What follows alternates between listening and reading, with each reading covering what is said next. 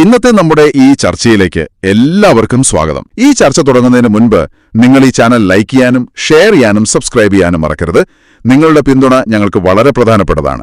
അപ്പോൾ ശരി, നമുക്ക് വിഷയത്തിലേക്ക് കടക്കാം. എന്റെ പ്രിയ കൂട്ടുകാരൻ, സുന്നത്ത് ജമാഅത്തിന്റെ കാര്യങ്ങളിൽ അൽഹംദുലില്ലാഹ് സജീവമായി അവിടുത്തെ സമയങ്ങൾ ദീനിന് വേണ്ടി ചെലവഴിക്കുന്ന ഒരു വ്യക്തിത്വമാണ്. അതുകൊണ്ട് എന്റെ പ്രിയപ്പെട്ട മുഅ്മിനീങ്ങളോട് മുഅ്മിനാത്തുകളോട് ഓർമ്മപ്പെടുത്തുന്നു, നമ്മളാൽ കഴിയുന്ന ഒരു ചെറിയ സഹായം അക്കൗണ്ടിലേക്ക് നിങ്ങൾ എത്തിച്ചു കൊടുക്കണം. നിങ്ങൾ നൽകുന്ന സ്വാലിഹായ സ്വതക്ക അള്ളാഹു നാളെ ദുനിയാവിലും ആഖിറത്തിലും വലിയ ഫലമുള്ള സ്വതക്കയായി അള്ളാഹു കബൂൽ ചെയ്യട്ടെ. ഈ യാത്രയെ ഏത് താല്പര്യത്തിന്റെ അടിസ്ഥാനത്തിലും ഊതിക്കെടുത്താൻ ഈ സമൂഹം അനുവദിക്കില്ല എന്ന് കൃത്യമായി തെളിയിക്കുന്നതാണ് ഈ സ്വീകരണ സമ്മേളനങ്ങൾ വിളിച്ചോതുന്നത്. കാരണം സമസ്ത കേരള ജംഇയ്യത്തുൽ ഉലമ എന്ന ഈ മഹിതമായ പ്രസ്ഥാനം അതിവിടുത്തെ സമൂഹം ഏറ്റെടുത്തിട്ടുള്ള, സമൂഹത്തിനിടയിൽ വലിയ അംഗീകാരവും സ്വീകാര്യതയും ലഭ്യമായിട്ടുള്ള ഒരു പ്രസ്ഥാനമാണ്. പരിശുദ്ധ ഇസ്ലാമിനെ തെറ്റിദ്ധരിപ്പിക്കാനും വികലമായി ചിത്രീകരിക്കാനും ഏതെല്ലാം കാലങ്ങളിൽ ഏതെല്ലാം കക്ഷികൾ രംഗത്ത് വന്നിട്ടുണ്ടോ അന്നെല്ലാം ഒരു പണ്ഡിത സഭയുടെ ഉത്തരവാദിത്വം എന്ന രീതിയിൽ വളരെ ആധികാരികമായി ഈ സമൂഹത്തിന് മുമ്പിൽ അതിന്റെ ശരിതെറ്റുകൾ വിശദീകരിച്ചു കൊടുത്തുകൊണ്ട് വിശ്വാസികൾ ആശയക്കുഴപ്പത്തിലാക്കുന്ന പ്രവർത്തനങ്ങളെ കൃത്യമായി പ്രതിരോധിച്ചുകൊണ്ട്, നിയമവിധേയമായി പ്രതിരോധിച്ചുകൊണ്ട് മുസ്ലിം സമുദായം വിശ്വാസപരമായി കർമ്മപരമായി അവരേത് വഴിയിലൂടെ സഞ്ചരിക്കണമെന്നതിനെ കുറിച്ചുള്ള കൃത്യമായ മാർഗനിർദ്ദേശം നൽകുന്ന ദൗത്യമാണ് സമസ്ത കേരള ജംഇയ്യത്തുൽ ഉലമ നിർവഹിച്ചിട്ടുള്ളത്. നമുക്കറിയാം, പരിശുദ്ധ ഇസ്ലാം ഏറെ തെറ്റിദ്ധരിപ്പിക്കപ്പെടുന്ന ഒരു കാലമാണിത്. ഇസ്ലാമിനെ വികലമായി ചിത്രീകരിക്കുക എന്നുള്ളത് മതത്തിനകത്തു മാത്രമല്ല പുറത്തും അതൊരു അജണ്ടയായി ഏറ്റെടുത്തിട്ടുള്ള രാജ്യങ്ങൾ പോലുമുണ്ട്. വിവിധ രാജ്യങ്ങൾ ഇസ്ലാമോഫോബിയക്ക് വേണ്ടി, ഇസ്ലാം വിരുദ്ധ പ്രചാരണങ്ങൾക്ക് വേണ്ടി കോടിക്കണക്കിന് ഡോളറുകൾ ചെലവഴിക്കപ്പെടുന്ന ഒരു കാലമാണ്. ഇങ്ങനെ മുസ്ലിം വിദ്വേഷ പ്രചരണം ഇന്ന് പലരുടെയും ഒരു അജണ്ടയായി ഏറ്റെടുക്കപ്പെട്ടുകൊണ്ട് പ്രവർത്തിച്ചുകൊണ്ടിരിക്കുന്ന ഒരു കാലമാണ്. ഇസ്ലാമോഫോബിയ റിസർച്ച് കലക്റ്റീവ് എന്ന ഒരു സംഘം നടത്തിയിട്ടുള്ള ഒരു ഗവേഷണ പഠനത്തിന്റെ റിപ്പോർട്ടിൽ പറയുന്നത് 2024 മാത്രം 2024 വർഷത്തിൽ മാത്രം ഓരോ 36 മണിക്കൂർ കൂടുമ്പോഴും ലോകത്ത് നടന്നുകൊണ്ടിരിക്കുന്ന വിവിധ സംഭവങ്ങളെ ചൂണ്ടിക്കാണിച്ചുകൊണ്ട് അതിന്റെ പേരിൽ വിദ്വേഷ പ്രചരണം നടത്തുന്നു എന്നുള്ളതാണ്. മുസ്ലിം വിദ്വേഷ പ്രചരണങ്ങൾ നടത്തുന്നു എന്നുള്ളതാണ്. 2024 മാത്രം ഓരോ 36 മണിക്കൂർ സമയം കൂടുമ്പോഴും ലോകത്ത് സംഭവിച്ചുകൊണ്ടിരിക്കുന്ന വിവിധ സംഭവങ്ങളെ ചൂണ്ടിക്കാണിച്ചുകൊണ്ട് ആ സംഭവത്തെ ഏറ്റെടുത്തുകൊണ്ട് ഇതിനെങ്ങനെ ഒരു മുസ്ലിം വിരുദ്ധ പ്രചാരണത്തിന് ഉപയോഗിക്കാം എന്ന് ആസൂത്രിതമായ അജണ്ടകളുമായി ലോകത്തെ വിവിധ മാധ്യമങ്ങൾ, വിവിധ ഏജൻസികൾ, വിവിധ മുസ്ലിം വിദ്വേഷ പ്രചാരണം ഏറ്റെടുത്തിട്ടുള്ള സംഘടനകളും സംഘങ്ങളും ഇവിടെ ശ്രമിച്ചുകൊണ്ടിരിക്കുന്നു എന്നുള്ളതാണ്. എന്ന് പറഞ്ഞാൽ മുസ്ലിം സമുദായത്തെ തെറ്റിദ്ധരിപ്പിക്കുക എന്നുള്ളത്, മുസ്ലിം സമുദായത്തെ അകറ്റി നിർത്തുക എന്നുള്ളത്, മുസ്ലിം സമുദായത്തിന്റെ ആശയങ്ങളെ വികലമായി ചിത്രീകരിക്കുക എന്നുള്ളത് ലോകത്തുടനീളമുള്ള ഇസ്ലാം വിരുദ്ധ പ്രചാരകർ ഒരു പ്രധാനപ്പെട്ട ദൗത്യമായി, അജണ്ടയായി ഏറ്റെടുക്കപ്പെട്ടിട്ടുള്ള കാലത്താണ് സമസ്ത കേരള ജംഇയ്യത്തുൽ ഉലമ അതിന്റെ 100ാം വാർഷികം ആഘോഷിച്ചുകൊണ്ടിരിക്കുന്നത്. നമുക്കറിയാം, ഇവിടെ എല്ലാവരും അറിയുന്നതും നമ്മൾ ദിനേനെ കേട്ടുകൊണ്ടിരിക്കുന്നവരും മനസ്സിലാക്കിയ ഒരു കാര്യമാണ്. 1926 സമസ്ത കേരള ജംഇയ്യത്തുൽ ഉലമ പുതിയൊരാശയം അവതരിപ്പിച്ചിട്ടില്ല. റസൂലുള്ളാഹി സ്വല്ലല്ലാഹു അലൈഹി വസല്ലം തങ്ങളുടെ കാലം മുതൽ പാരമ്പര്യമായി കൈമാറ്റം ചെയ്യപ്പെട്ടു വന്നിട്ടുള്ള വിശുദ്ധമായ ദീനിന്റെ ആശയാദർശങ്ങൾ വികലമായി ചിത്രീകരിക്കപ്പെടുന്ന ഘട്ടം വന്നപ്പോഴാണ് അവിടെ ഒരു തിരുത്തൽ ശക്തിയായിക്കൊണ്ട് അതല്ല ശരി, ഇതാണ് ശരി എന്ന് പറയാനാണ് സമസ്ത കേരള ജംഇയ്യത്തുൽ ഉലമ രൂപീകരിച്ച് പ്രവർത്തനം ആരംഭിച്ചത്. നമ്മൾ ആലോചിക്കണം, സമസ്ത കേരള ജംഇയ്യത്തുൽ ഉലമ ഈ 100 വർഷത്തിനിടയിൽ അതിന്റെ പ്രവർത്തനങ്ങളെ കൊണ്ട്, അതിന്റെ ആശയ പ്രചാരണങ്ങളെ കൊണ്ട് മുസ്ലിം സമൂഹത്തിൽ ഭിന്നിപ്പിന് നേതൃത്വം നൽകി എന്ന് ഒരാരോപണം ഉന്നയിക്കാൻ കഴിയില്ല. നേരെ മറിച്ച് മുസ്ലിം സമുദായത്തിനെതിരെ ഗൗരവമായ അപകടകരമായ ആരോപണങ്ങൾ ഉന്നയിച്ചുകൊണ്ട് ഈ സമൂഹത്തിൽ വലിയ തോതിലുള്ള ആശയക്കുഴപ്പം സൃഷ്ടിച്ചത് ഇവിടെ കടന്നു വന്ന ബിദായി പ്രസ്ഥാനങ്ങളാണ്. നമ്മുടെ നാട്ടിലെ മഹാഭൂരിപക്ഷം വരുന്ന മുസ്ലിങ്ങൾ ആദർശപരമായി അഹ്ലുസുന്നത്തി വൽ ജമാഅയുടെ ആശയം അനുസരിച്ചുകൊണ്ട് ജീവിക്കുന്നവരാണ്. പാരമ്പര്യ മുസ്ലിങ്ങളാണ്, പാരമ്പര്യ സുന്നികളാണ്. ഈ പാരമ്പര്യ സുന്നികളെ ചൂണ്ടിക്കാണിച്ചുകൊണ്ട് അവർ ചെയ്തുകൊണ്ടിരിക്കുന്ന ആചാര അനുഷ്ഠാന ക്രമങ്ങളെ ചൂണ്ടിക്കൊണ്ടാണ് ഇവർ ബഹുദൈവാരാധകരാണ്, ബഹുദൈവ വിശ്വാസികളാണ്, ശിർക്ക് ചെയ്യുന്നവരാണ് എന്ന ഗുരുതരമായ ആരോപണം ഉന്നയിച്ചുകൊണ്ട് നമ്മുടെ വിശ്വാസികൾക്കിടയിൽ ആശയക്കുഴപ്പം സൃഷ്ടിക്കാൻ വേണ്ടി വന്നത്. ആ ആശയക്കുഴപ്പം സൃഷ്ടിക്കാൻ വേണ്ടി വന്ന ആളുകളുടെ ആശയ പ്രചാരണം ഇന്നും അവസാനിച്ചിട്ടില്ല. ചരിത്രത്തിൽ കാണാൻ സാധിക്കും, സമസ്ത കേരള ജംഇയ്യത്തുൽ ഉലമയുടെ സുന്നത്ത് ജമാഅത്തിന്റെ ആശയ പ്രചാരണങ്ങൾക്ക് വേണ്ടി നമ്മുടെ നാട്ടിലുടനീളം ഓടി നടന്ന മഹാനായ പണ്ഡിതനാണ് മർഹൂം ഇ.കെ. ഹസൻ മുസ്ലിയാർ. പരലോകത്തെ ദർജ ഉയർത്തി കൊടുക്കുമാറാകട്ടെ. ഇ.കെ. ഹസൻ മുസ്ലിയാർ രോഗശയ്യയിൽ കിടക്കുന്ന സമയത്താണ് മുജാഹിദ് മൗലവിയായിട്ടുള്ള ഉമർ മൗലവി അദ്ദേഹത്തിന് കത്തെഴുതുന്നത്, നിങ്ങൾ ഷഹാദത്ത് കലിമ ചൊല്ലിക്കൊണ്ട് മുസ്ലിം ആവണം. എന്താണ് ആ കത്തിന്റെ താല്പര്യം? ഇ.കെ. ഹസൻ മുസ്ലിയാർ എന്ന് പറയുന്ന കേരളത്തിൽ അറിയപ്പെടുന്ന സുന്നത്ത് ജമാഅത്തിന്റെ പണ്ഡിതനെ മുസ്ലിമായിട്ട് പോലും അംഗീകരിക്കാത്തൊരു വിഭാഗമാണ്. ഞങ്ങളാണ് ഇവിടെ ശുദ്ധമായ തൗഹീദ് പ്രചരിപ്പിക്കുന്നവർ എന്നവകാശപ്പെട്ടുകൊണ്ട് മുസ്ലിം സമൂഹത്തിനിടയിൽ ആശയക്കുഴപ്പം സൃഷ്ടിക്കാൻ വന്നത്. എന്നാൽ അത് അന്നല്ലേ നടന്നത് എന്നൊരു പക്ഷെ ചോദിച്ചേക്കാം. ഏതാനും മാസങ്ങൾക്ക് മുമ്പാണ് കേരളത്തിൽ ഉത്തരവാദപ്പെട്ട മുജാഹിദ് വേദികളിൽ, ഔദ്യോഗിക വേദികളിൽ പ്രഭാഷണം നടത്തുന്ന പ്രമുഖനായ ഒരു മുജാഹിദ് പ്രഭാഷകൻ അദ്ദേഹം പരസ്യമായി പ്രസംഗിച്ചു. ആ പ്രസംഗം വാർത്താ മാധ്യമങ്ങൾ റിപ്പോർട്ട് ചെയ്തു.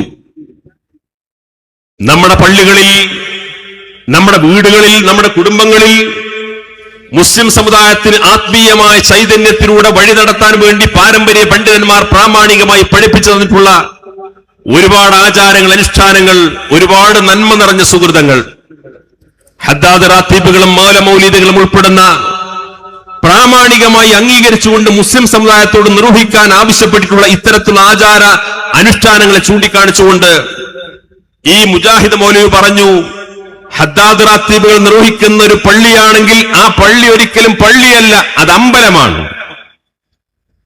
ഖുതുബിയത്തിന് നേതൃത്വം കൊടുക്കുന്ന ഒരു ഇമാമുണ്ടെങ്കിൽ, ഒരു ഖത്തീബുണ്ടെങ്കിൽ അദ്ദേഹം ഇമാമല്ല, ഖത്തീബല്ല, അദ്ദേഹം അമ്പലത്തിലെ പൂജാരിയാണ്. മുസ്ലിം സമുദായത്തിനകത്തുള്ള ഒരു വിഭാഗത്തിന് മറ്റൊരു വിഭാഗത്തിന് എങ്ങനെയാണ് ഇത്ര നിഷ്ഠൂരമായ ആരോപണം ഉന്നയിക്കാൻ സാധിക്കുന്നത്? ഏതോ പതിറ്റാണ്ടുകൾക്ക് മുമ്പ് നടന്ന സംഭവമല്ല ഞാൻ പറഞ്ഞത്. ഏതാനും മാസങ്ങൾക്ക് മുമ്പ് പോലും ഉത്തരവാദപ്പെട്ട വേദികളിൽ അവരുടെ ഔദ്യോഗികമായി ആശയങ്ങൾ പ്രചരിപ്പിച്ചുകൊണ്ടിരിക്കുന്ന ഒരു പണ്ഡിത വേഷധാരി ഇവിടെയുള്ള മഹാഭൂരിപക്ഷം വരുന്ന മുസ്ലിങ്ങൾ ആചരിക്കുന്ന, അനുഷ്ഠിക്കുന്ന അത്തരത്തിലുള്ള സുഹൃത്തുക്കളെ ചൂണ്ടിക്കാണിച്ചുകൊണ്ട് അവരെ മറ്റൊരു മതവിഭാഗത്തിന്റെ ആചാര്യനായി ചിത്രീകരിക്കുന്ന, അത് നിർവഹിക്കപ്പെടുന്ന പള്ളികളെ മറ്റൊരു വിഭാഗത്തിന്റെ ആരാധനാലയമായി ചിത്രീകരിക്കുന്ന അപകടകരമായ ആരോപണങ്ങളും ആശയപ്രചാരണങ്ങളും ഇവിടെ ഒരു ഭാഗത്ത് നടന്നുകൊണ്ടിരിക്കുകയാണ്. ഇതിനെ നിസ്സാരമായി കാണാൻ സാധിക്കുമോ? പരിശുദ്ധ ഇസ്ലാമിന്റെ യഥാർത്ഥ ആശയങ്ങൾ നമ്മുടെ സമൂഹത്തിന് മുമ്പിൽ പ്രചരിപ്പിക്കാൻ ബാധ്യതപ്പെട്ട പണ്ഡിതന്മാർ ഇത്തരത്തിലുള്ള ആശയപ്രചാരണങ്ങളും വികല വീക്ഷണങ്ങളും പ്രചരിപ്പിച്ചുകൊണ്ടിരിക്കുമ്പോൾ അവരെന്ത് ചെയ്യണം? അവർ മൗനം പാലിക്കണമോ? അവരത് കണ്ടില്ലെന്ന് നടിക്കണമോ? മുസ്ലിം സമൂഹത്തിലെ മഹാഭൂരിപക്ഷത്തെ ചൂണ്ടിക്കാണിച്ചുകൊണ്ട് ഇത്തരത്തിലുള്ള ഗുരുതരമായ ആരോപണം ഉന്നയിക്കുന്നു. ഇതിൽ രണ്ട് പ്രശ്നങ്ങളുണ്ട്.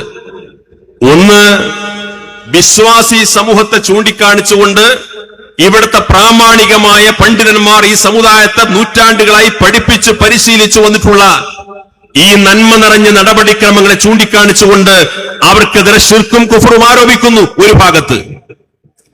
രണ്ടാമത്, മുസ്ലിം സമുദായത്തിനകത്തുള്ള ഇതുപോലുള്ള ആചാരപരമായ അഭിപ്രായ വ്യത്യാസങ്ങളെ ചൂണ്ടിക്കാണിച്ചുകൊണ്ട് പരമത നിന്ന് നടത്തുന്നു.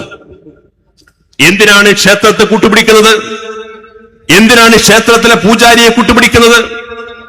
ക്ഷേത്രമെന്ന് പറഞ്ഞാൽ ഹൈന്ദവ സഹോദരന്മാർ വളരെ ബഹുമാനപൂർവ്വം കൊണ്ടു നടക്കുന്ന അവരുടെ ആരാധനാലയമാണ്. എന്തിനാണ് ഇതിനെ ചെറുതാക്കി കാണിക്കുന്നത്? ക്ഷേത്രത്തിലെ പൂജാരി എന്ന് പറഞ്ഞാൽ ഹൈന്ദവ സഹോദരന്മാർ അവരുടെ ആരാധനാലയത്തിൽ വളരെ ആദരവോടുകൂടി കാണപ്പെടുന്ന ഒരു പ്രധാനപ്പെട്ടയാളാണ്. എന്തിനാണ് ഒരു സമുദായത്തിൽപ്പെട്ട ഒരു വിഭാഗത്തെ ആക്ഷേപിക്കാൻ വേണ്ടി മറ്റൊരു മതവിഭാഗത്തിലെ ആചാര്യന്മാരെ വിമർശിക്കുന്നത്, മോശമാക്കി ചിത്രീകരിക്കുന്നത്? പരമത നിന്ന എന്ന് പറഞ്ഞാൽ ഇവിടുത്തെ ബിദായി പ്രസ്ഥാനക്കാരുടെ ആശയത്തിന്റെ ഭാഗമാണെന്ന് കാണാം. പക്ഷേ നമ്മുടെ നാടിനെ പോലെയുള്ള ഹിന്ദുവും മുസ്ലിമും ക്രിസ്ത്യാനിയും മതമുള്ളവനും മതമില്ലാത്തവനും ഒരുമിച്ച് ജീവിക്കുന്ന ഒരു ബഹുസ്വര സമൂഹത്തിൽ ഉയർത്തിപ്പിടിക്കാൻ പാടില്ലാത്ത അപകടകരമായ ആശയങ്ങളാണ് ഇത്തരം ആളുകൾ ഇവിടെ വിശദീകരിച്ചുകൊണ്ടിരിക്കുന്നത്. മുസ്ലിം സമുദായത്തിലെ മഹാഭൂരിപക്ഷം വരുന്നൊരു സമുദായത്തെ ചൂണ്ടിക്കാണിച്ചുകൊണ്ട് അവർക്കെതിരെ ശിർക്കും കുഫറും ആരോപിക്കുന്ന അപകടകരമായ ആശയ പ്രചാരണങ്ങൾ നടത്തുമ്പോ ഈ ആശയങ്ങൾ ഇത് അപകടകരമാണ്, ഇത് വികലമായ വീക്ഷണങ്ങളാണ്, ഇത് ഈ സമുദായത്തിന്റെ ഭദ്രത തകർക്കും, ഈ സമുദായത്തിൽ അനൈക്യമുണ്ടാക്കും, ഈ സമുദായത്തിൽ ഇത്തരം ആളുകളെ വെച്ചുറപ്പിക്കാൻ പാടില്ലെന്ന സമസ്ത കേരള ജംഇയ്യത്തുൽ ഉലമ പതിറ്റാണ്ടുകൾക്ക് മുമ്പ് ആഹ്വാനം ചെയ്തപ്പോ ആഹ്വാനം അത് ഈ സമുദായം ഏറ്റെടുത്തതിന്റെ ഗുണഫലമാണ്.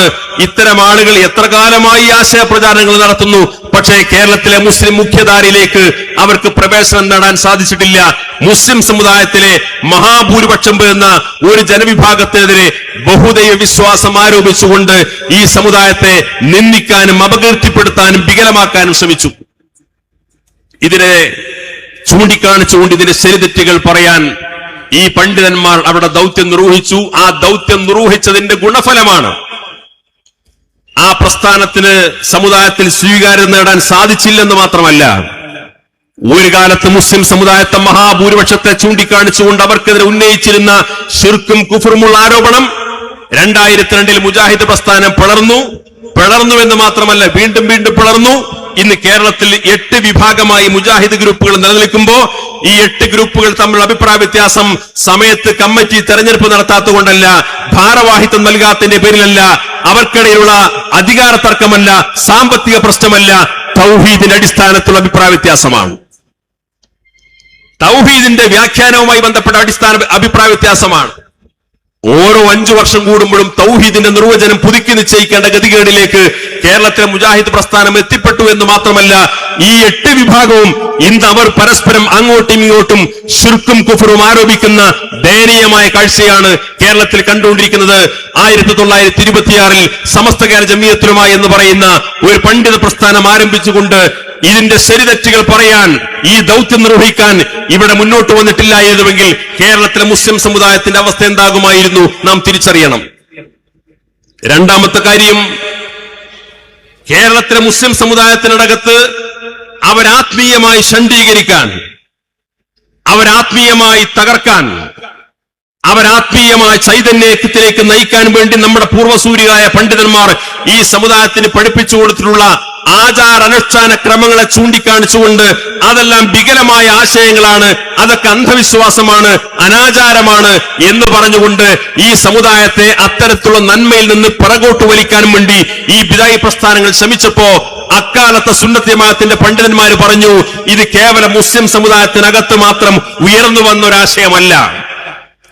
ഈ സമുദായത്തെ വിശ്വാസപരമായി തകർക്കാൻ, ഈ സമുദായത്തെ സാംസ്കാരികമായി തകർക്കാൻ, ഈ സമുദായത്തെ എല്ലാ അർത്ഥത്തിലും ഇല്ലായ്മ ചെയ്യാൻ, അവരുടെ വിശ്വാസം, അവരുടെ സ്വത്വം തകർത്തു കളയാൻ ഇസ്ലാമിന് പുറത്തുള്ള, മുസ്ലിം സമുദായത്തിന് പുറത്തുള്ള ഏതോ പാശ്ചാത്യ ലോബികളെ പോലെയുള്ള വൃത്തികെട്ട മുസ്ലിം വിരുദ്ധ ശക്തികളാണ് ഈ ബിദായി പ്രസ്ഥാനങ്ങൾക്ക് പിന്നിലെന്ന് അക്കാലത്ത് നമ്മുടെ പൂർവ്വസൂരികളായ പണ്ഡിതന്മാർ ഈ ബിദായി പ്രസ്ഥാനത്തെ ചൂണ്ടിക്കാണിച്ചുകൊണ്ട് മുന്നറിയിപ്പ് നൽകിയിരുന്നു.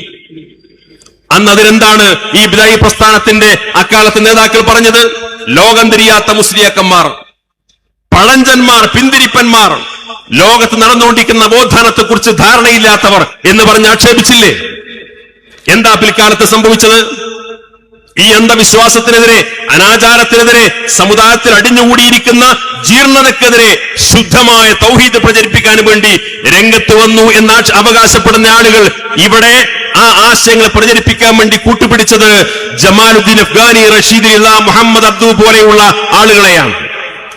അവരുടെ അപകടകരമായ ആശയങ്ങൾ പരിഭാഷപ്പെടുത്തി അത് പ്രസംഗങ്ങളിലൂടെയും ക്ലാസുകളിലൂടെയും സാഹിത്യങ്ങളിലൂടെയും പുസ്തകങ്ങളിലൂടെയും വ്യാപകമായി കേരളത്തിലൂടെ വ്യാപകമായി പ്രചരിപ്പിച്ച് അവരാണ് ഇവിടെ ഈ അപകടകരമായ ആശയങ്ങൾ പ്രചരിപ്പിക്കാൻ വേണ്ടി മുന്നോട്ട് വന്നത്. അതിനവലംബമാക്കിയത് ഈ പറയപ്പെട്ട ആളുകളെയായിരുന്നു. എന്താ പിൽക്കാലത്ത് സംഭവിച്ചത്? 2002 ഞാൻ നേരത്തെ സൂചിപ്പിച്ചതുപോലെ മുജാഹിദ് പ്രസ്ഥാനം പിളർന്നു. മുജാഹിദ് പ്രസ്ഥാനത്തിന്റെ പിളർപ്പിന്റെ സാഹചര്യങ്ങൾ വിശദീകരിച്ചുകൊണ്ട് കേരളത്തിലെ പ്രമുഖനായ മുജാഹിദ് മൗലവി MI മുഹമ്മദ് സുല്ലമി ഗൾഫ് സലഫിസവും കേരളത്തിലെ ഇസ്ലാഹി പ്രസ്ഥാനവും എന്ന പേരിൽ ഒരു പുസ്തകം എഴുതി. ആ പുസ്തകത്തിന്റെ വെള്ളക്കടലാസിൽ കറുത്ത മഷ കൊണ്ട് അച്ചടിച്ച് എഴുതി വെച്ചിരിക്കുന്നു, ഈ നിമിഷം വരെ ആ പുസ്തകം പിൻവലിച്ചിട്ടില്ല. MI മുഹമ്മദ് സുല്ലമി പറയുന്നു, ഇക്കാലം അത്രയും കേരളത്തിലെ മുസ്ലിങ്ങൾക്ക് ശൗദ്ധമായ തൗഹീദ് പ്രചരിപ്പിക്കാൻ വേണ്ടി, പഠിപ്പിക്കാനും വേണ്ടി അവരവലംബമാക്കിയിട്ടുള്ള ജമാലുദ്ദീൻ അഫ്ഗാനിയും റഷീദുള്ളയും മുഹമ്മദ് അബ്ദുവും മുസ്ലിം സമുദായത്തെ വിശ്വാസപരമായി തകർക്കാനുള്ള പാശ്ചാത്യൻ ചാരന്മാരായിരുന്നുവെന്ന് MI മുഹമ്മദ് സുല്ലമി എഴുതി വെച്ചിരിക്കുന്നു. സമസ്ത പറഞ്ഞതല്ല, ഏതെങ്കിലും സുന്നി പണ്ഡിതന്മാർ പറഞ്ഞതല്ല, ഏതെങ്കിലും SKSFന്റെ സമ്മേളനത്തിൽ പ്രമേയം പാസാക്കിയതല്ല. മുജാഹിദ് പണ്ഡിതനായ MI മുഹമ്മദ് സുല്ലമി അദ്ദേഹത്തിന്റെ പുസ്തകത്തിൽ എഴുതി വെച്ചു, ഈ നിമിഷം വരെ പിൻവലിച്ചിട്ടില്ല. ഇക്കാലം അത്രയും മുസ്ലിം സമുദായത്തിലെ അന്ധവിശ്വാസവും അനാചാരവും ജീർണതയും വിഭാടനം ചെയ്തുകൊണ്ട് ശുദ്ധമായ തൗഹീദ് പ്രചരിപ്പിക്കാൻ വേണ്ടി, നവോത്ഥാനം നടത്താൻ വേണ്ടി ഇവിടെ അവരവലംബമാക്കിയ ജമാലുദ്ദീൻ അഫ്ഗാനിയെയും റഷീദുള്ളയെയും മുഹമ്മദ് അബ്ദുവിനെയും ചൂണ്ടിക്കാണിച്ചുകൊണ്ട് മുജാഹിദ് മൗലവി പറയുന്നു, ഇവർ പാശ്ചാത്യൻ ചാരന്മാരായിരുന്നുവെന്ന്. സമസ്ത കേരള ജംഇയ്യത്തുൽ ഉലമ എന്ന് പറയുന്ന ഒരു പണ്ഡിത പ്രസ്ഥാനം 1926 രൂപീകരിച്ചുകൊണ്ട് ഈ അപകടകരമായ ആശയങ്ങൾ ഇവിടെ പ്രചരിപ്പിച്ച സമയത്ത് ഇത് മുസ്ലിം സമുദായത്തെ വിശ്വാസപരമായി തകർക്കാൻ സമുദായത്തിന് പുറത്തുള്ള അപകടകരമായ ചില ശക്തികളാണ് ഇതിന്റെ പിന്നിൽ പ്രവർത്തിച്ചിട്ടുള്ളത്. മുസ്ലിം സമുദായം അതിൽ നിന്ന് വിട്ടുനിൽക്കണമെന്ന് ഈ സമുദായത്തോട് ആഹ്വാനം ചെയ്യാൻ ഈ സമസ്ത കേരള ജംഇയ്യത്തിൽ ഇല്ലായിരുന്നുവെങ്കിൽ കേരളത്തിലെ മുസ്ലിം സമുദായത്തിന്റെ അവസ്ഥ എന്താകുമായിരുന്നു? മൂന്നാമത്തെ കാര്യം കൂടി ഞാൻ പറയാം. കേരളം, ഇന്ത്യ, ലോകം മുഴുവൻ ഒരു ബഹുസ്വര സമൂഹമാണ്. ലോകത്തെ ഏതാനും അറബ് രാജ്യങ്ങളിൽ മാത്രമാണ് മുസ്ലിങ്ങൾ ഭൂരിപക്ഷമായിട്ടുള്ളത്. ലോകത്തെ മഹാഭൂരിപക്ഷം മുസ്ലിങ്ങൾ എവിടെയെല്ലാം പാർക്കുന്നുവോ അവിടെയെല്ലാം അവർ ന്യൂനപക്ഷങ്ങളാണ്, ഒരു ബഹുസ്വര സമൂഹത്തിൽ ജീവിക്കുന്നവരാണ്. അവരവിടെ ന്യൂനപക്ഷമാണ്, അവിടെ ബഹുസ്വര സമൂഹമാണ്. മറ്റു പല വിശ്വാസക്കാർ, വലിയ പ്രത്യയശാസ്ത്രക്കാർ, വിവിധ മതക്കാർ, വിവിധ വിഭാഗങ്ങൾ അവിടെ ജീവിക്കുന്നു. അവർക്കിടയിൽ ഒരു ന്യൂനപക്ഷമായിട്ടാണ് മുസ്ലിങ്ങൾ അവിടെ ജീവിച്ചുകൊണ്ടിരിക്കുന്നത്. ആ മുസ്ലിങ്ങളെ സംബന്ധിച്ചിടത്തോളം ഒരിക്കലും ഒരു ബഹുസ്വരതയെ നിഷേധിക്കാൻ കഴിയില്ല. മറ്റു സഹോദര സമുദായങ്ങൾക്കിടയിൽ ജീവിക്കുക എന്നുള്ളത് അതിനെ ഒരിക്കലും എതിർക്കാൻ കഴിയില്ലെന്ന് മാത്രമല്ല, ലോകത്താദ്യമായി ഒരു ബഹുസ്വര സമൂഹത്തിൽ എങ്ങനെയാണ് ഒരു ജനവിഭാഗത്തെ മുന്നോട്ട് നടത്തേണ്ടതെന്നതിന്റെ ആദ്യത്തെ ലിഖിത ഭരണഘടന ഉണ്ടാക്കിയത് പ്രവാചകൻ മുഹമ്മദ് മുസ്തഫ സല്ലല്ലാഹു അലൈഹി വസല്ലം തങ്ങളാണ്. മദീനയിലെ 10 വർഷത്തെ ജീവിതം, അവിടെ ജൂതന്മാരുണ്ടായിരുന്നു, ക്രിസ്ത്യാനികളുണ്ടായിരുന്നു, ഭൂരിപക്ഷം ഉണ്ടായിരുന്നു, ന്യൂനപക്ഷം ഉണ്ടായിരുന്നു, ഇസ്ലാമിനോട് ശത്രുതയുള്ളവരുണ്ടായിരുന്നു, ശത്രുതയില്ലാത്തവരുണ്ടായിരുന്നു, എല്ലാ വിഭാഗം ജനങ്ങളുണ്ടായിരുന്നു.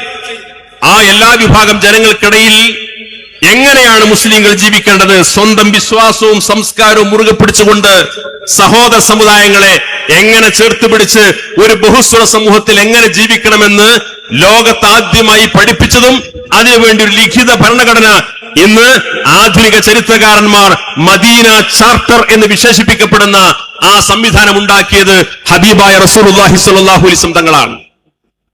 ഒരു ബഹുസ്വര സമൂഹത്തിൽ മുസ്ലിം സമൂഹത്തിന് യഥാർത്ഥ വിശ്വാസിയായിട്ട് ജീവിക്കാൻ സാധിക്കും. അത് നമ്മുടെ പണ്ഡിതന്മാർ ജീവിതാനുഭവത്തിലൂടെ ഈ സമൂഹത്തിന് പഠിപ്പിച്ചതാണ്.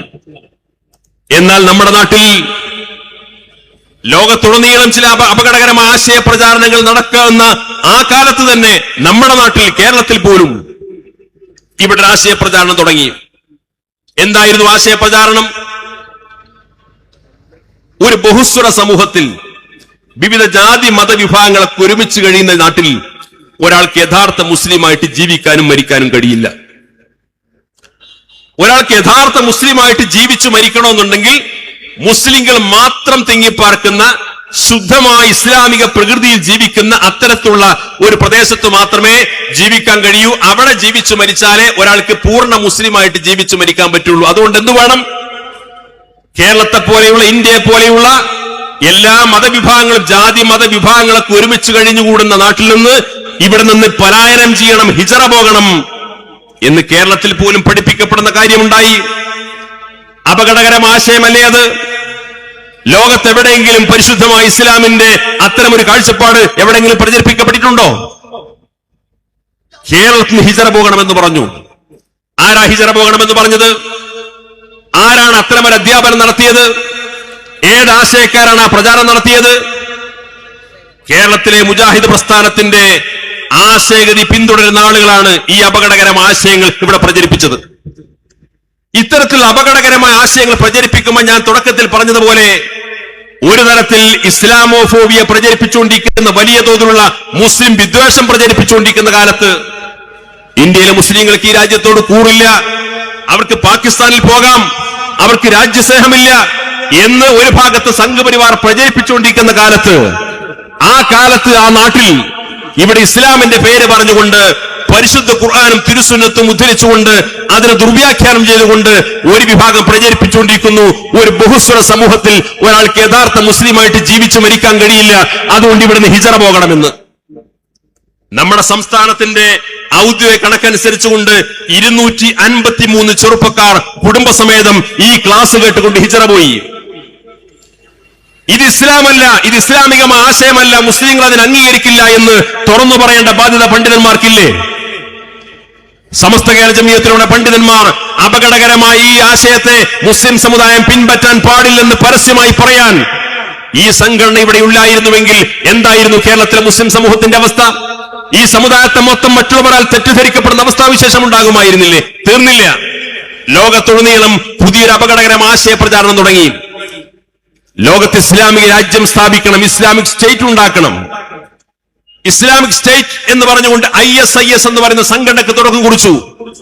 അബൂബക്കർ ബഗ്ദാദിയുടെ നേതൃത്വത്തിൽ ലോകത്തുടനീളം ഇസ്ലാമിക് സ്റ്റേറ്റ് ഉണ്ടാക്കാനാണെന്ന് പറഞ്ഞുകൊണ്ട് സ്ഫോടനങ്ങൾ നടത്തുന്നു. എവിടെയാ സ്ഫോടനം നടത്തുന്നത്? ഷെയ്ഖ് ഖലീഫായി തങ്ങൾ ഉൾപ്പെടുന്ന മഹാന്മാരുടെ മക്ബറകൾ ബോംബ് വെച്ച് തകർക്കുന്നു. ആവശ്യം എന്താണ്? ഇസ്ലാമിക രാജ്യം ഉണ്ടാക്കുക. ഇസ്ലാമിക രാജ്യം ഉണ്ടാക്കാൻ വേണ്ടി പൂർവസൂരികളായ പണ്ഡിതന്മാരുടെ, സൂഫിവര്യന്മാരുടെ, മഹാന്മാരായ ഇമാമുകളുടെ മക്ബറകൾ ബോംബ് വെച്ച് തകർത്തിട്ട് ഇസ്ലാമിക രാജ്യം സ്ഥാപിക്കാൻ വേണ്ടി ഇറങ്ങിത്തിരിച്ച വിഭാഗം ISIS. ആ ISISലേക്ക് കേരളത്തിൽ ആളുകൾ റിക്രൂട്ട്മെന്റ് ചെയ്യപ്പെട്ടല്ലോ. പല ആളുകളും റിക്രൂട്ട്മെന്റ് ചെയ്യപ്പെട്ടു എന്ന് വാർത്ത വന്നല്ലോ. മലയാളികളായ പല ആളുകളും ISൽ പോയിട്ട് സ്ഫോടനത്തിൽ മരണപ്പെട്ട് അവിടെ മയ്യത്ത് തിരിച്ചു കൊണ്ടുവരുന്ന സാഹചര്യം ഉണ്ടായല്ലോ. ISIS എന്ന് പറയുന്ന അപകടകരമായ ആശയങ്ങൾ പ്രചരിപ്പിക്കപ്പെട്ടു എന്ന് മാത്രമല്ല, കേരളത്തിൽ നിന്ന് പോലും ഇന്ത്യയിൽ നിന്ന് പോലും റിക്രൂട്ട്മെന്റ് ചെയ്യപ്പെട്ടു എന്ന് മാത്രമല്ല, ലോകത്തിന്റെ വിവിധ ഭാഗങ്ങളിൽ ISIS നടത്തിയിട്ടുള്ള സ്ഫോടനങ്ങൾ, അക്രമ പരമ്പരകളെന്ന് പറഞ്ഞുകൊണ്ട് നിരന്തരമായ വാർത്തകൾ പ്രവഹിക്കാൻ തുടങ്ങി. ലോകത്തുള്ള പണ്ഡിതന്മാർ മാത്രമല്ല, മുസ്ലിങ്ങൾ മാത്രമല്ല, സാമൂഹ്യ നിരീക്ഷകന്മാർ, മാധ്യമ പ്രവർത്തകർ, ആക്ടിവിസ്റ്റുകൾ, വിവിധ രാജ്യങ്ങളുടെ ആഭ്യന്തര മന്ത്രാലയങ്ങൾ ഈ അപകടകരമായ ആശയങ്ങളും സ്ഫോടനങ്ങളും നടത്തുന്ന ആളുകൾ ആരാണ് എന്നതിനെ കുറിച്ച് അന്വേഷണം നടത്തി. നിരന്തരമായ അന്വേഷണത്തിനൊടുവിൽ ലോകത്തുള്ള സർവ്വ അന്വേഷണ ഏജൻസികളും, മാധ്യമ പ്രവർത്തകന്മാർ, ചരിത്രാന്വേഷകർ, സാമൂഹ്യ നിരീക്ഷകന്മാർ, ലോകത്ത് നടന്നുകൊണ്ടിരിക്കുന്ന ഈ സാമൂഹ്യമായ മാറ്റങ്ങളെ നിരീക്ഷിച്ചുകൊണ്ടിരിക്കുന്ന ആളുകളെല്ലാം ഏകകണ്ഠമായി പറഞ്ഞൊരു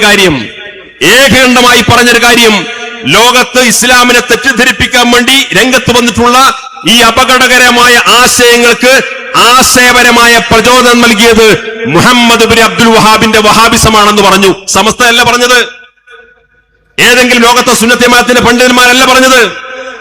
ലോകത്ത് ഇതിനെക്കുറിച്ച് അന്വേഷണം നടത്തിയ അന്വേഷണ ഏജൻസികൾ, സാമൂഹ്യ നിരീക്ഷകന്മാർ, ചരിത്രാന്വേഷകർ ലോകത്ത് ഇത്തരത്തിലുള്ള സ്ഫോടനങ്ങൾ തങ്ങളുടെ രാജ്യത്തിന്റെ ആഭ്യന്തര സുരക്ഷയെ ബാധിക്കുമെന്ന് കണ്ടുകൊണ്ട് വിവിധ രാജ്യങ്ങൾ നടത്തിയിട്ടുള്ള അവരുടെ ആഭ്യന്തര മന്ത്രാലയങ്ങൾ നടത്തിയ അന്വേഷണം ഉൾപ്പെടെ അവരെല്ലാം പറഞ്ഞു, ഈ അപകടകരമായ ആശയം, ഈ അപകടകരമായ ചിന്താഗതികൾ ലോകത്ത് പ്രചരിക്കാൻ നിമിത്തമായത്, അവർക്കാവശ്യമായ ആശയപരമായ പ്രചോദനം നൽകിയത് മുഹമ്മദ് ബിൻ അബ്ദുൽ വഹാബിന്റെ വഹാബിസമാണ്. സമസ്ത കേരള ജമിയത്തുൽ ഉലമ ഈ വഹാബിസം പ്രചരിപ്പിക്കാൻ വേണ്ടി രംഗത്ത് വന്ന അക്കാലത്ത് ഇതിനെ മുസ്ലിം സമുദായം പിന്തുണക്കാൻ പാടില്ലെന്ന് പറയാൻ ഈ പണ്ഡിത പ്രസ്ഥാനം രൂപീകരിച്ചുകൊണ്ട് പ്രവർത്തനം ആരംഭിച്ചിട്ടില്ലായിരുന്നുവെങ്കിൽ ഈ റിക്രൂട്ട്മെന്റ് ചെയ്യപ്പെടുന്നതിൽ കേരളത്തിലെ മഹാഭൂരിപക്ഷം വരുന്ന ചെറുപ്പക്കാർ പെടുമായിരുന്നില്ലേ? ISലേക്ക് റിക്രൂട്ട്മെന്റ് ചെയ്യപ്പെട്ട ആളുകൾ തീവ്ര സലഫി ആശയക്കാരായി ദമ്മാജിലേക്കും സിറിയയിലേക്കും പലായനം ചെയ്ത ആളുകൾ സമസ്ത കേരള ഇസ്ലാം മത വിദ്യാഭ്യാസ ബോർഡിന്റെ മദ്രസയിൽ പഠിച്ച ഒരു കുട്ടി പോലുമില്ല എന്നത് അഭിമാനത്തോടു പറയാൻ സാധിക്കും. എന്താണ് അതിന് കാരണം? ഇവിടെ പാരമ്പര്യ ഇസ്ലാം എന്താണെന്ന് പ്രാഥമികമായ മദ്രസകളിലൂടെ, അറബിക് കോളേജുകളിലൂടെ, ദർസുകളിലൂടെ നമ്മുടെ പണ്ഡിതന്മാർ അവരുടെ ഉപദേശ നിർദ്ദേശങ്ങളിലൂടെ കേരളത്തിലെ മുസ്ലിം സമുദായത്തിന് പഠിപ്പിച്ചു കൊടുത്തു. പിന്നെ നമ്മളിത് പറയുമ്പോഴുള്ള പ്രശ്നം എന്താണെന്ന് വെച്ച് കഴിഞ്ഞാൽ, നരേന്ദ്രമോദി രാജ്യം ഭരിച്ചുകൊണ്ടിരിക്കുമ്പോൾ ഇതൊന്നും പറയാൻ പാടില്ല എന്നുള്ളതാണ്. മോഡിയല്ലേ രാജ്യം ഭരിച്ചുകൊണ്ടിരിക്കുന്നത്? പൗരത്വ നിയമം പാസാക്കപ്പെട്ട കാലമല്ലേ? വോട്ടർ പട്ടികയിൽ നിന്ന് ലക്ഷക്കണക്കിന് ആളുകൾ പുറത്താക്കുന്ന സമയമല്ലേ? മുസ്ലിം സമുദായം ഭീഷണി നേരിട്ടുകൊണ്ടിരിക്കുന്ന സമയമാണ്.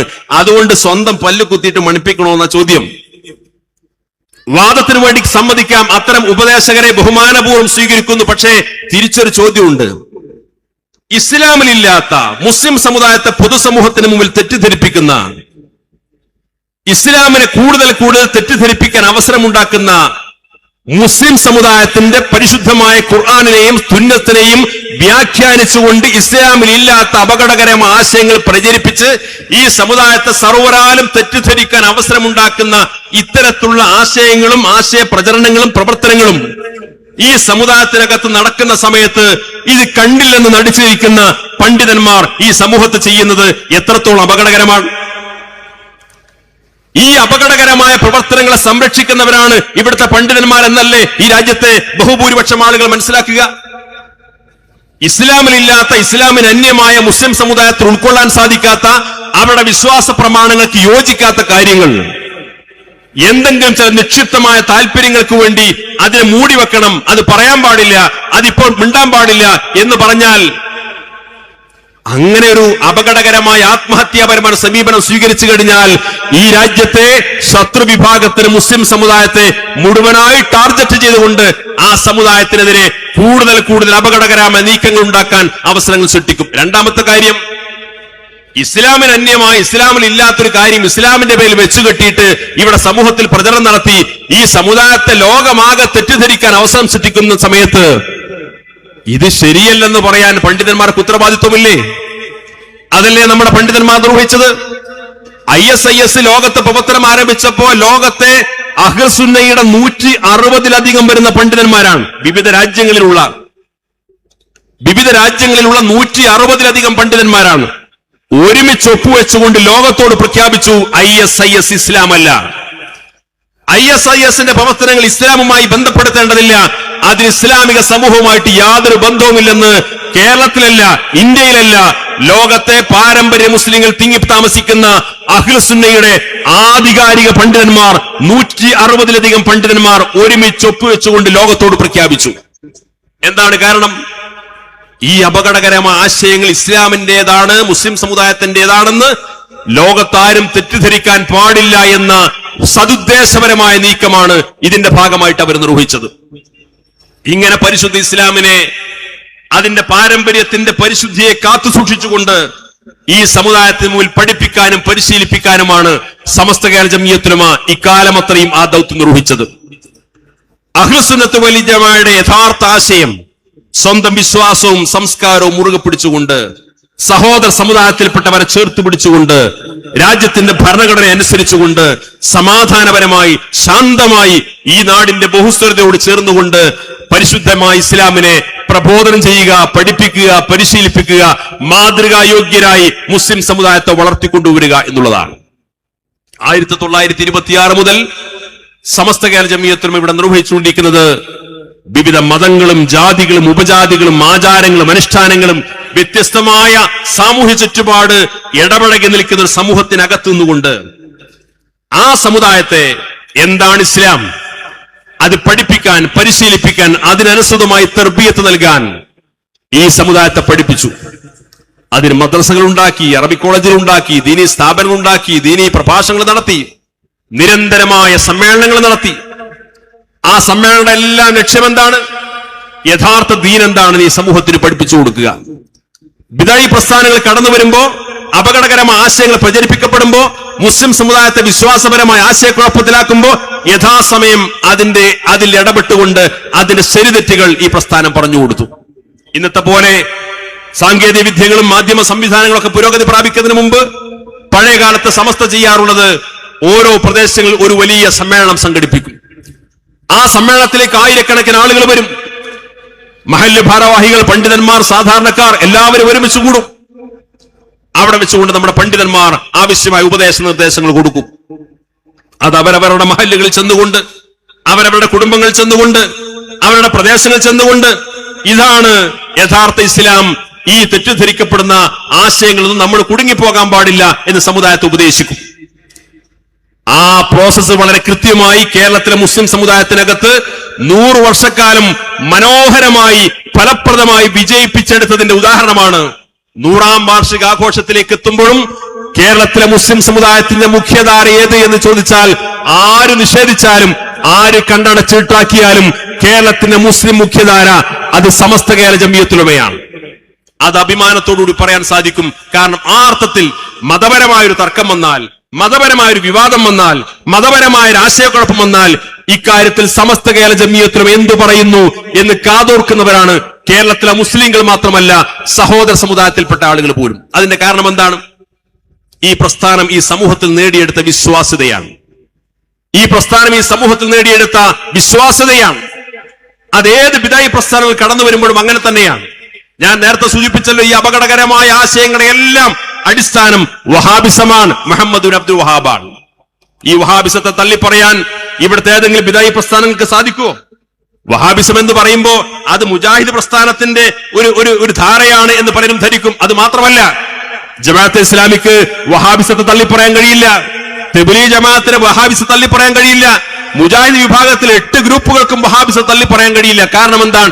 ആശയപരമായ അന്തർധാര സജീവമാണ്. ഈ ബിദഅത്ത് പ്രസ്ഥാനങ്ങൾ തമ്മിലുള്ള ആശയപരമായ അന്തർധാര സജീവമാണ്.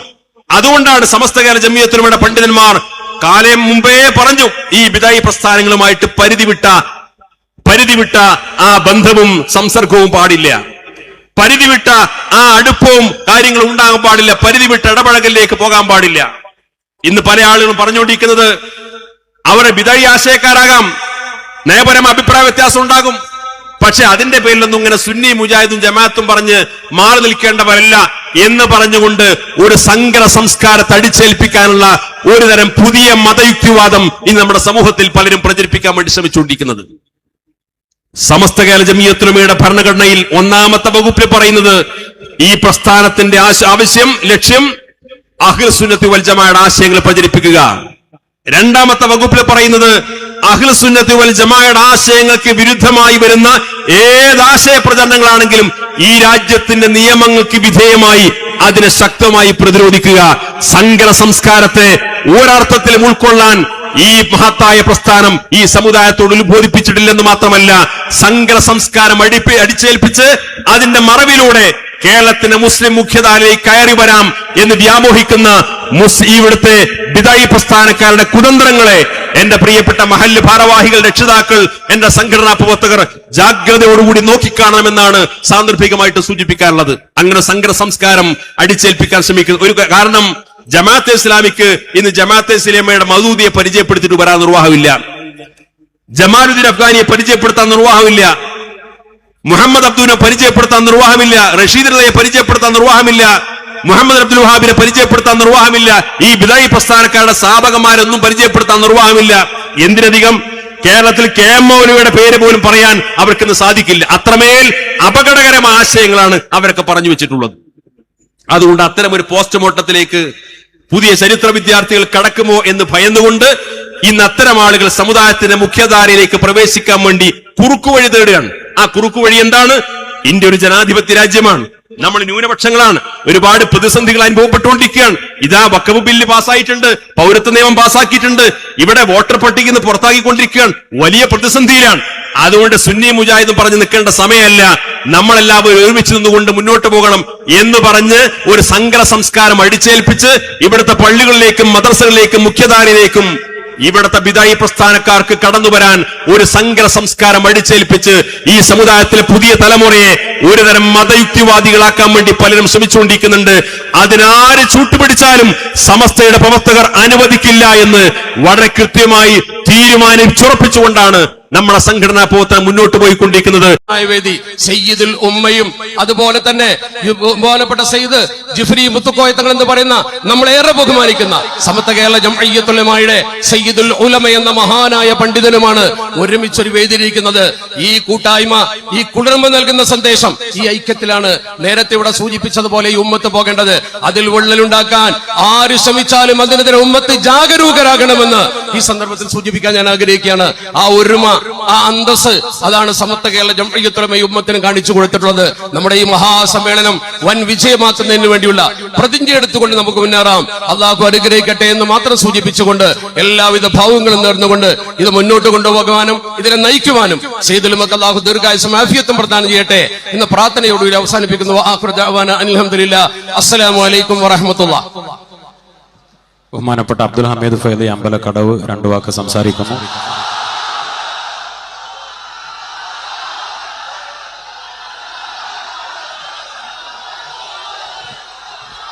അസ്സലാമു അലൈക്കും. ബിസ്മില്ലാഹിർ റഹ്മാനിർ റഹീം. അൽഹംദുലില്ലാഹ് വസ്സലാത്തു വസ്സലാമു അലാ അഷ്റഫി റസൂലില്ലാഹ് വഅലാ ആലിഹി വസഹ്ബിഹിൽ ഫായിസിന ബിറല്ലാഹി അമ്മാ ബഅദ്. ഏറെ ആദരണീയരായ സയ്യിദുൽ ഉമ്മ സയ്യിദ് മുഹമ്മദ് ജിഫ്രി മുത്തുക്കോയ തങ്ങൾ, സയ്യിദുൽ ഉമ്മ സയ്യിദ് സാദിഖ് അലി ശിഹാബ് തങ്ങൾ ഉൾപ്പെടെയുള്ള പ്രമുഖരെ, ആദരണീയരും സ്നേഹസമ്പന്നരുമായ അഹ്ലു സുന്നത്തി വൽ ജമാഅത്തിന്റെ കർമ്മധീരരായ സന്നദ്ധ ഭടന്മാരെ, ബഹുമാനപ്പെട്ട സമസ്ത കേരള ജംഇയ്യത്തുൽ ഉലമ രൂപീകരിക്കപ്പെട്ടത് ചരിത്രപരമായ ഒരു ദൗത്യം നിർവഹിക്കാനാണ്.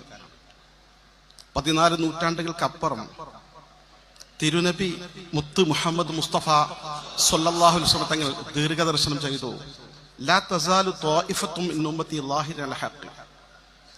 ആരൊക്കെ വഴിതെറ്റിപ്പോയാലും, ആർക്കൊക്കെ മാർഗഭ്രംശം സംഭവിച്ചാലും, ആരൊക്കെ മതയുക്തിവാദങ്ങളിലേക്കും ലിബറൽസിലേക്കും വഴിതെറ്റിപ്പോയാലും, ഒരു വിഭാഗം അന്ത്യദിനം വരെ പരിശുദ്ധമായ അഹ്ലു സുന്നത്തി വൽ ജമാഅത്തിന്റെ സത്യപാതയിൽ ഉറച്ചു നിൽക്കുക തന്നെ ചെയ്യും എന്നാണ് ദീർഘദർശനം. ആ പരിശുദ്ധമായ വചനത്തിന്റെ യാഥാർത്ഥ്യവൽക്കരണത്തിന് വേണ്ടിയാണ് സമസ്ത കേരള ജംഇയ്യത്തുൽ ഉലമ രൂപീകരിക്കപ്പെട്ടത്. പരിശുദ്ധമായ ഇസ്ലാമിന്റെ ഒറിജിനൽ ആദർശം ഇവിടെ നിലനിൽക്കണം. അതൊന്നും ഒന്നുപോലും വെട്ടിമാറ്റാൻ അനുവദിക്കില്ല. അഡീഷണലായി കൂട്ടിച്ചേർക്കപ്പെടാൻ പറ്റില്ല. അതിന്റെ തനിമയോടുകൂടി ആ പരിശുദ്ധമായ ആദർശം നിലനിർത്തുക എന്നതാണ് സമസ്ത കേരള ജംഇയ്യത്തുൽ ഉലമ ഭരണഘടനയിൽ 1ഉം 2ഉമായി എഴുതി ചേർത്തിട്ടുള്ള നമ്മുടെ പൂർവികർ. ആ കാര്യം ഭംഗിയായി നിർവഹിക്കുക എന്ന ദൗത്യമാണ് ഇക്കാലം അത്രയും ബഹുമാന്യരായ നമ്മുടെ നേതാക്കന്മാർ ശ്രദ്ധാപൂർവം കൈകാര്യം ചെയ്തിട്ടുള്ളത്. ഈ ഇരിക്കുന്ന ഈ കൊടും വെയിലേറ്റുകൊണ്ട് നട്ടുച്ച നേരത്ത് കാലത്ത് മുതൽ അപ്പുറത്തും ഇപ്പുറത്തും നിറഞ്ഞു കവിഞ്ഞു നിൽക്കുന്ന ഈ സഹോദരങ്ങൾ, ഈ ഒരു പരിശുദ്ധമായ ആദർശം ഇതേപടി നിലനിൽക്കണമെന്ന ഒരൊറ്റ ചിന്തയോടുകൂടിയാണ് ഇവിടെ കടന്നു വന്നിട്ടുള്ളത്. അവരെ സംബന്ധിച്ചിടത്തോളം ഒരു ചിന്ത മാത്രമേ ഉള്ളൂ, സമസ്ത കേരള ജംഇയ്യത്തുൽ ഉലമ. അതിന് ഇന്ന് അജയ്യമായ നായകത്വം നൽകുന്നത് സയ്യിദ് മുഹമ്മദ് ജിഫ്രി മുത്തുക്കോയ തങ്ങളുടെ നേതൃത്വത്തിലുള്ള 40 അംഗ മുഷാവറയാണ്. ആ സമസ്ത പൂർവികമായി എടുത്ത ചില തീരുമാനങ്ങളുണ്ട്, ചില നയനിലപാടുകളുണ്ട്. അത്തരം തീരുമാനങ്ങളിലും നയനിലപാടുകളിലും ചെറിയ ചില നീക്കുപോക്കുകൾ വേണമെന്ന് ആവശ്യപ്പെട്ടുകൊണ്ട് ചില രംഗത്ത് വന്നുകൊണ്ടിരിക്കുന്നുണ്ട്.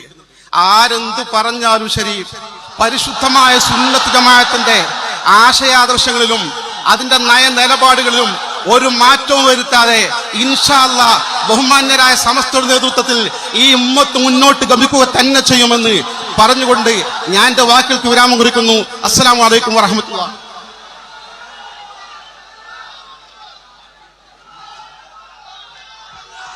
ബഹുമാനപ്പെട്ട സത്താർ സാഹിബ് പന്തല്ലൂരിനെ ക്ഷണിക്കുന്നു.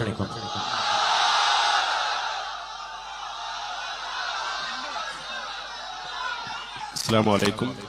ഒരു പ്രസംഗത്തിന്റെ സമയമല്ല, പ്രസംഗത്തെക്കാൾ വാചാലമാണ് ഈ സദസ്സ്. ഇതൊരു പാഠവും സന്ദേശവുമാണ്.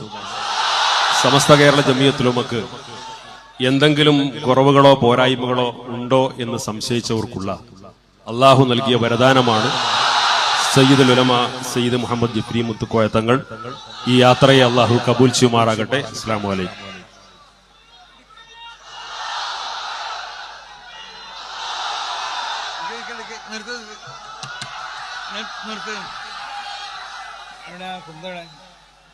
ഒച്ചപ്പിടി ഉണ്ടാക്കല്